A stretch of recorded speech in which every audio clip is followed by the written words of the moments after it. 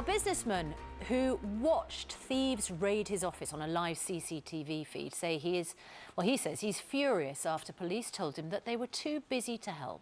Paul Smart watched this live stream as burglars stole £25,000 worth of his equipment. The thieves got away and Paul was issued an apology from West Midlands Police. Well, he joins us now. Paul, welcome to the show. I mean, on the face of it, this looks absolutely appalling. Tell me exactly what happened that night. Good morning, Piers. Well, I had a phone call from the central station at 2:30 in the morning to say the alarm had gone off at work. I immediately shot out of bed downstairs onto the computer, looking at the live video feed, and there they were in my office, going through the window with the Apple Mac computers.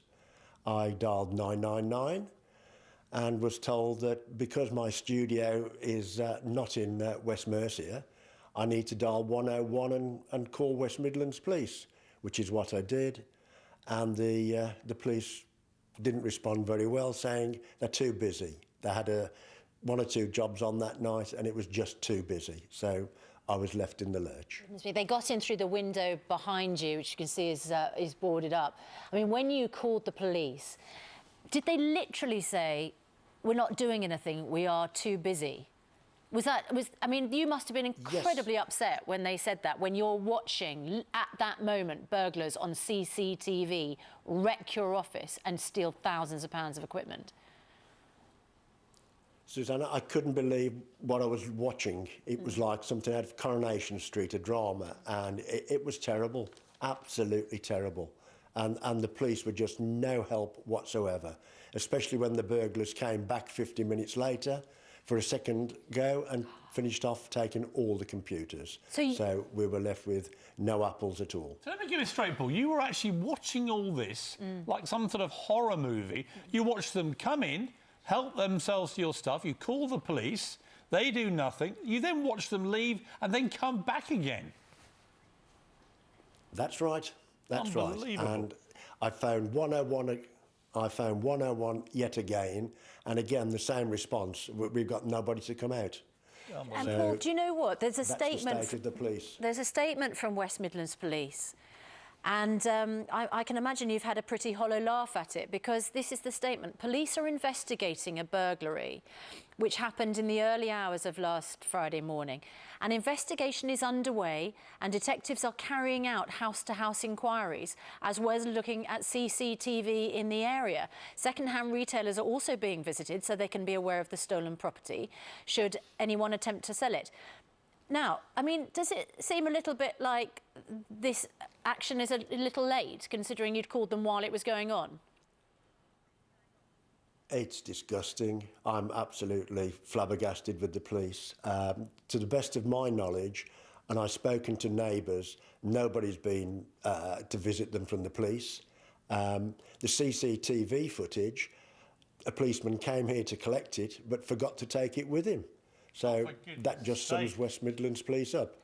OK, let's bring in Sue Hill, former Met Police Detective Chief Superintendent. Sue, you're often here defending the activities of our great police force. And look, most of the police I've ever dealt with have been terrific. This is an absolute disgrace. It's absolute. I'm embarrassed, disappointed.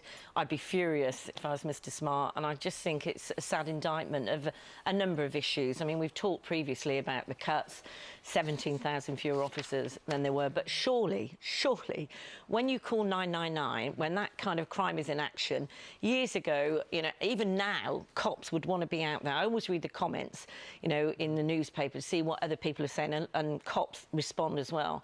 And each and every one of them was saying, why didn't somebody from West Mercia put it direct through to West Midlands? If no one at West Midlands was available, they're not miles away, send a car and get there. When you call 999, you expect someone to turn up and help you. So disappointed, absolutely embarrassed, yeah. If there are crimes going on at the same time and police officers are stretched and, you know, this was a crime against property, obviously an individual has, you know, lost a lot of property, but if someone, you know, if there's a stabbing or a mugging or something going on at the same time, it's understandable, I suppose, that those crimes would be prioritised. But what I'm saying, when you've got different forces merging, or, you know, side by side, West Mercia are nearby, you could find someone, surely. I know with the cutbacks, and I do think, you know, there is if we had a wake-up call about how many cops actually are out there at night, I think you'd be rather surprised, but that is embarrassing. Paul, the statement goes on, we have been made aware that the victim in this case is disappointed with the police response. We are discussing these issues with him to understand the concerns he has and to address them accordingly. And Chief Inspector Jill Davenport has apologised to him. So they've said sorry. Terrible. Well, they should be paying him back the cost of all the equipment that was needed on live streaming, given he notified them. I mean, Paul, it's an awful story. Thank you for bringing it to us. You know, were you insured? Are you going to get this back, or...? Yeah, yes, fortunately we are insured, and we will get the equipment replaced, but it's the inconvenience. My studio is right at this moment still out of business because we can't replace the equipment immediately. Well, it's a total disgrace. Thank you for bringing it to us. And let's hope this has a desired effect of shocking that particular force into responding with more alacrity next time somebody calls in.